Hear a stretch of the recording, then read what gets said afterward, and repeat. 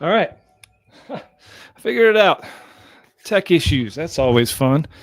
So, welcome, welcome, welcome. Thanks for being here today for this Banjo Licks hotline. I am going to be going over a process, a 5-step process, maybe one more step than 5, 6-step process for putting melodies up the neck on your instrument. And we're going to take the song Will the Circle Be Unbroken. I'll do another one at the end just to show you how we can do it on multiple songs. But we're going to use Will the Circle Be Unbroken for our first song, just because it's such a well-known piece of music. And we can all kind of relate to that and hopefully put it on our instrument at the end of this. I'm going to pull up the chat right now just so I can see if anybody's commenting. But if you do, if you are on the call right now, let me know where you're tuning in from. All right. So let's dive in.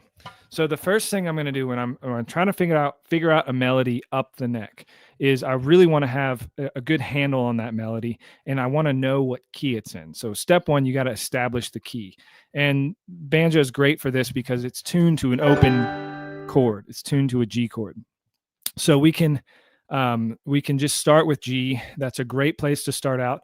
And you can once you establish the key, you can start to sing the melody, and you don't have to sing the lyrics. The lyrics are helpful, but they're not necessary. You want to sing the melody or hum the melody in that key.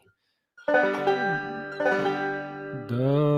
da da da da da da da da. So I had to switch octaves there, but you'll figure out what the best octave for your voice is, and you just start with singing the melody.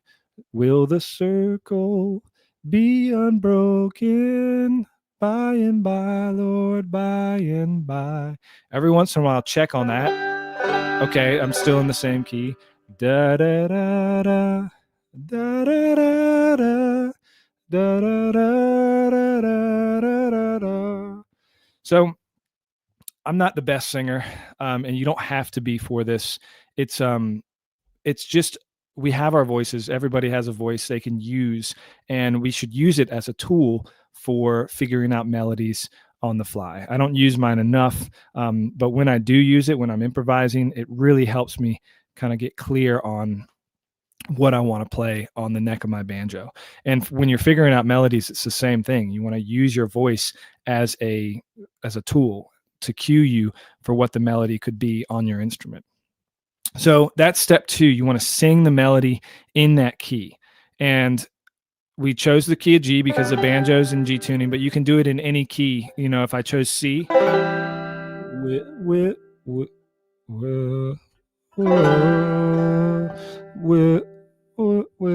the circle. It takes you a second sometimes if you're already established in another key. So maybe like play that. Will the circle. You can kind of vamp on that chord or play that chord over and over again to establish that new key in your ears. Let's do like E flat. Will the circle. But that's just a great way to practice hearing those melodies in those different keys. You know, E flat is that D position moved up 1 fret. Da, da, da, da, da, da, da, da. Back to G. Will the circle. Da, da, da, da. Yeah, so like I said, I'm not the best singer, so apologies for that, but you don't have to be for this process. So there you go. You got step 1, establish the key you want to play the melody in. And this goes for not just playing up the neck, but also down the neck melodies too. And then you want to sing that melody in the key. Lyrics are helpful because they help you attach the melody to the key. Will the circle be unbroken by and by, Lord? All right, so we're going to do... we're going to just isolate the first couple of notes, and that's going to be our starting point. And I'm going to give you a little tip here. When I'm figuring out melodies, I'm always looking for the chord positions to help me find those melody notes. So, you know, maybe I'll start in this G position, and try to figure out where that first melody note is, or I'll start in this position and figure out where that first melody note is. But use those positions that you know of to help you figure out where these notes are for the song that you're learning.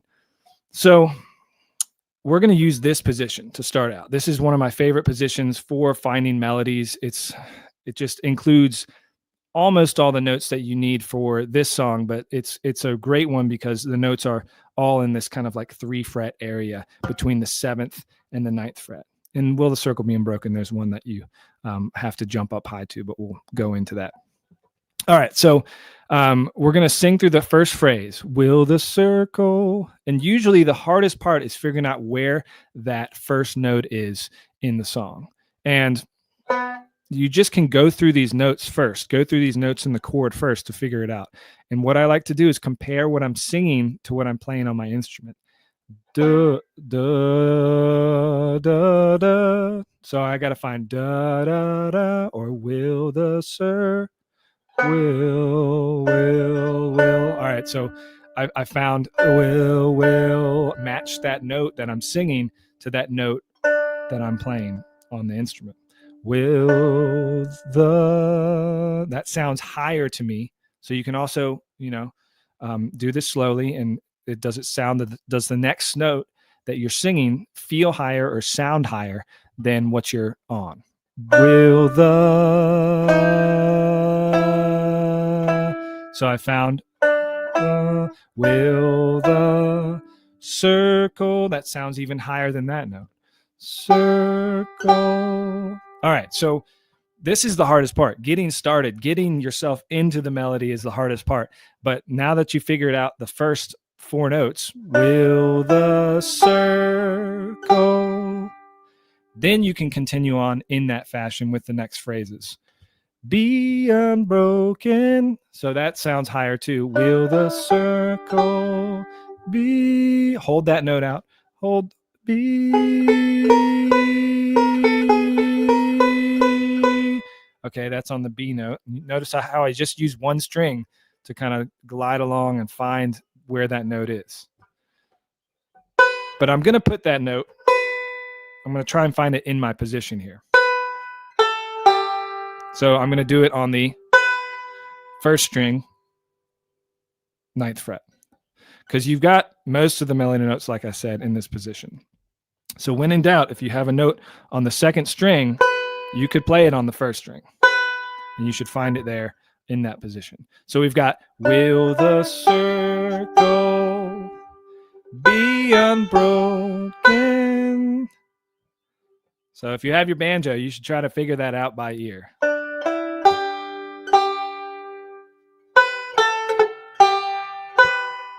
Sometimes flubs will happen.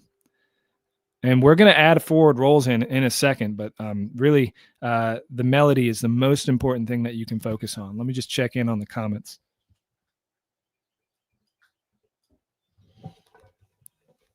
Got a couple people from Connecticut, California, Pennsylvania. Greetings, y'all. All right, so you've got, will the circle be unbroken by and by, Lord, by and by. So I know I'm going through it fast, and that's just to demonstrate kind of my process of singing and then applying to my instrument. And if you're just getting started learning by ear, this is going to be pretty time consuming, and it's going to be a little frustrating, but I will share this this document afterwards that I've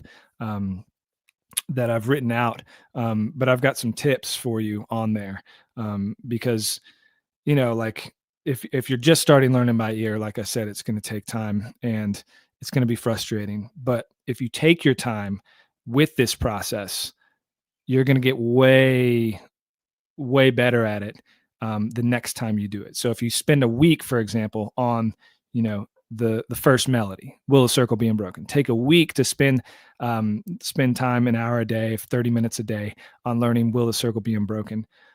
up the neck, just getting that melody down and internalized. The next song you do, because you've taken your time on that first one, you're going to maybe take half the time. And it's going to keep on shortening the amount of time that you're going to spend on these songs each time you do it, because your ears are going to get better. Your familiarity with the banjo neck is going to get way greater the more that you do this. And I've got more on this we'll do in another session. But eventually, the goal is to be able to do this on the fly at a jam session, and you will on the fly at a jam session. You will be able to get there if you take the time with it, with each song that you're working on. Don't shortcut. Don't look at the tab. Don't just try to add in the rolls before you're ready. You really got to know the melody first. Jim has a question, watching from Vermont. Awesome. As you move up the neck, do the melody notes generally move from the first string to the second and third? I'll talk about that in a little bit, because that's kind of my bonus for this lesson, is working out the melodies in each of the major chord positions. And I'll show you how I would approach that. Yeah, there's some different thoughts on that I'll have to get into in another hotline call, but that's a good question. So we've got our boil the circle, be unbroken, by and by, Lord, by and by. There's a better, that sounds a lot like the first phrase. There's a better home awaiting, home up. That sounds like I'm going high. I feel like I'm going high with that note. Home up. Oh, it's way up there. So you do exit out of that position when you get that high note up there. There's a better home up. You remember, hold that note out and find it on your instrument. Waiting in the sky, Lord, in the sky, Lord, in the sky. And eventually you'll get to the point where you can kind of sing it out loud, and your fingers will somewhat know what to do here, and you'll be able to play along with what you're singing. But you got to take it step by step and take your time. So let me play it through. 1, 2, 3. Will the circle be unbroken, by and by, Lord, by and by. 2, 3, 4, 1. There's a better home awaiting in the sky, Lord, in the sky. All right, so that's the basic melody. And there's the question of what are the chords of this song, and when do you learn the chords of the song? And I think that you, as a student, can learn the chords first if you want, or you can learn the melody. I don't think it matters if you learn the melody or the chords first, but you will need to learn both. So you can go through the chords and try to figure out, okay, will the circle be unbroken by and by? On that second by, it sounds like there's a movement there. And I'm doing this without a recording reference, but you should definitely listen to a recording and try to figure out what the chords are based on that recording. So you want to figure out the chords, and that's going to help you with this next part, which is adding in the forward roll patterns. And these forward roll patterns are just filling the space. Remember, we're not using a tab arrangement. We're not transcribing anybody. We're just adding in our own rolls where we see fit. And it can be whatever you want it to be. It can be as sparse as you want, or you can fill in the space as much as you want. But as I write in my document here, you don't want to rush through the melody here. You need to know the melody really, really well. You need to be able to play this melody with backing tracks, play this melody with a metronome, and you want to spend multiple days on it at the beginning if you've never done this before. So really take time internalizing the melody so you can play it. Da, da,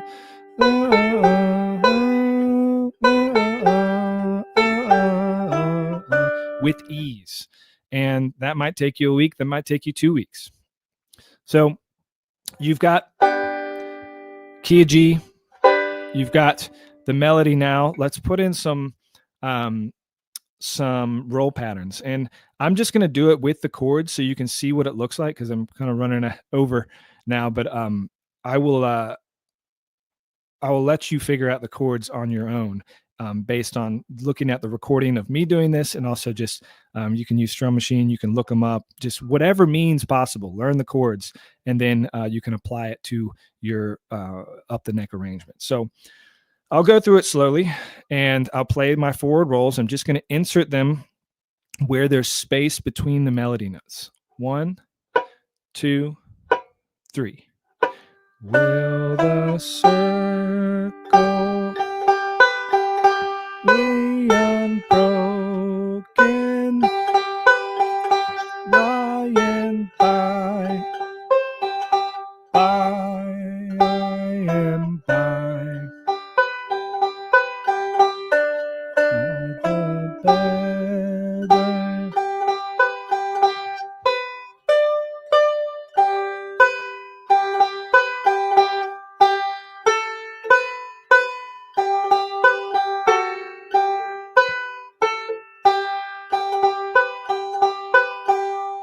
I messed up over the C chord there. I don't know if you noticed that, but maybe I'll do by and by and by.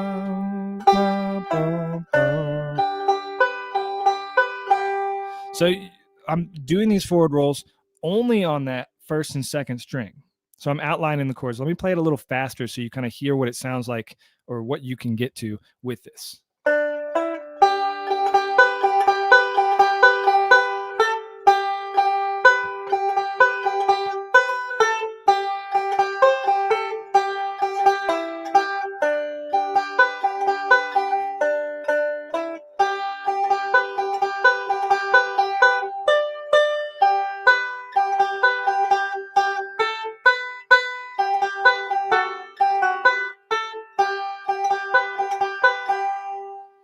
So simple, but the melody's in there, and you're filling the space with roll patterns. So it's like you've got a great arrangement of Will the Circle Be Unbroken. Now, if you want to take that to the next level, you want to listen to what Earl Scruggs does. You want to listen to what Ron Stewart does, what Bela Fleck does. You just look up these recordings of these. I mean, we're in the age of technology. You can find probably 50 versions of Will the Circle Be Unbroken, with 50 different banjo players playing it. And you just figure out what, if they have an up the neck break, first of all, you figure out what aspects of it that you like, and you try to figure those out on your banjo. And you don't have to figure it out note by note. I think people get overwhelmed with the prospect of learning, transcribing note for note and getting it wrong. It's just getting the essence of it. You'll get to the point where you're going to be neurotic like me, and you're going to want to figure out every single little thing that a banjo player is playing. But for the time being, just get the essence of what the player is playing.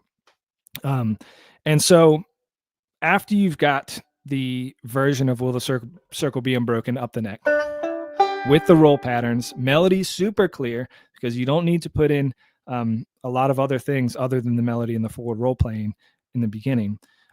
This is the bonus tip for you. Find the melody in all of the 3 major shapes. That's just going to expand your vocabulary even more on the neck. So we've discussed it in the D shape, or I like to call it the first inversion. So let's see if we can figure it out in the bar position. So Will the Circle. I know that my starting note is a fifth, or the D. Will the circle be unbroken by and by.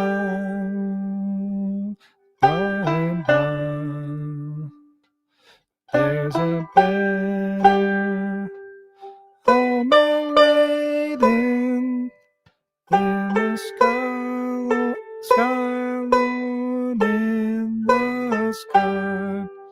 So you can get all the notes right here without even jumping.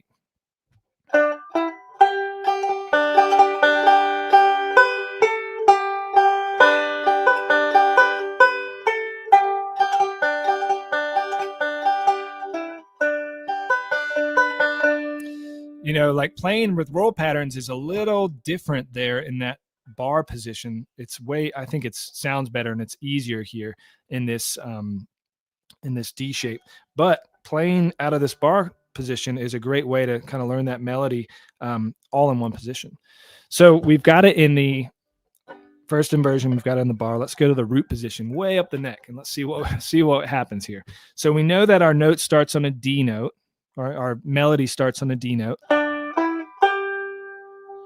And we know that there's no D note, or maybe you don't know, but you got to kind of find that melody note. Will the sir, will the.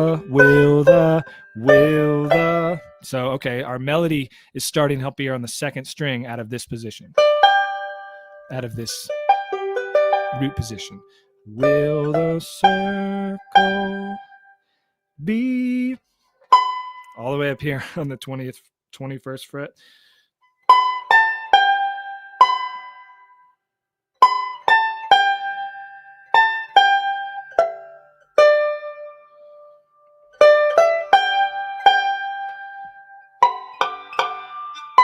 You don't have that da, da, da, da. So I'm trying to get that with a harmonic.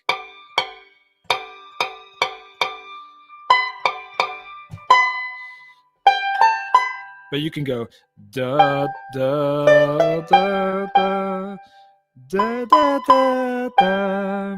Doesn't sound quite right, but it's something there. Da, da, da, da, da, da, da, da.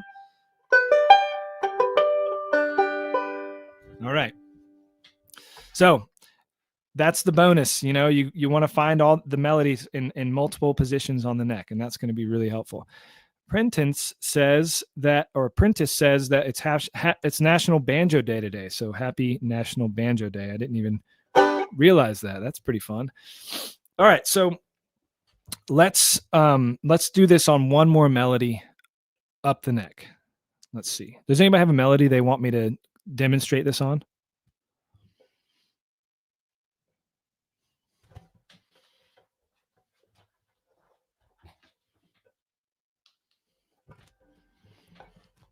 My parents are in Italy right now, and they're messaging me on my phone. Old Home Place, 9-Pound Hammer. Good ones. Ooh, Old Home Place, yeah.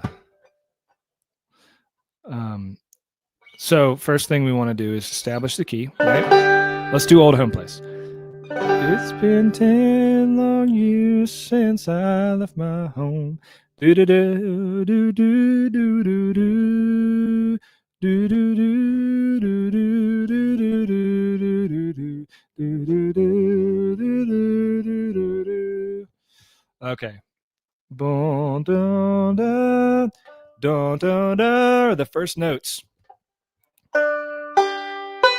So they're all in that G chord, and you're just gonna go boom, dun, dun, dun, dun, dun, dun, dun, dun, dun, dun. And you can take it phrase by phrase, like it's been 10 long years since I left my home.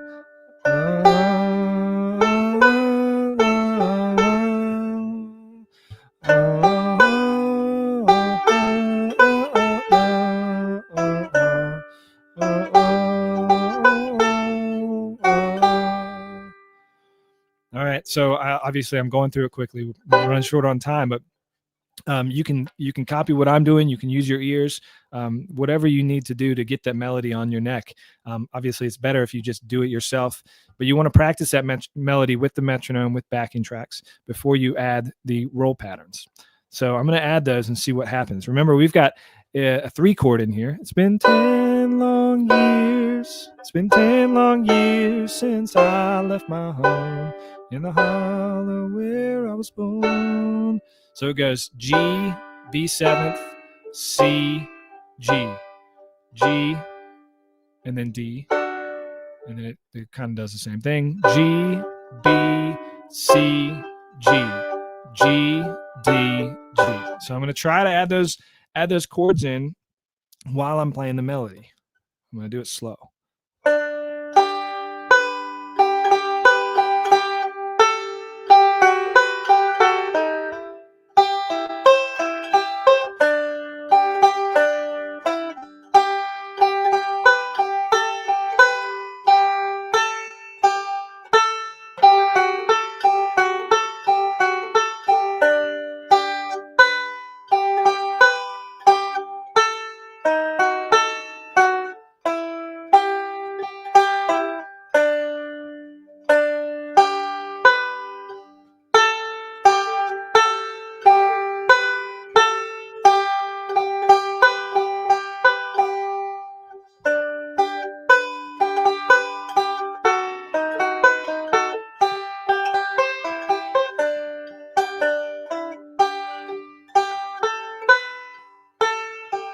It can be really sparse.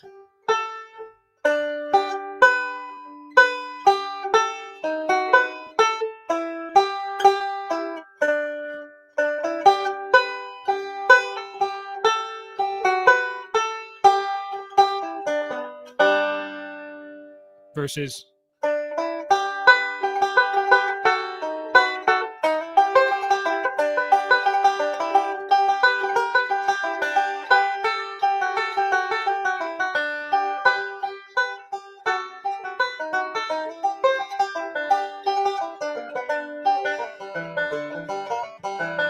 putting all those licks and stuff sounds really fun.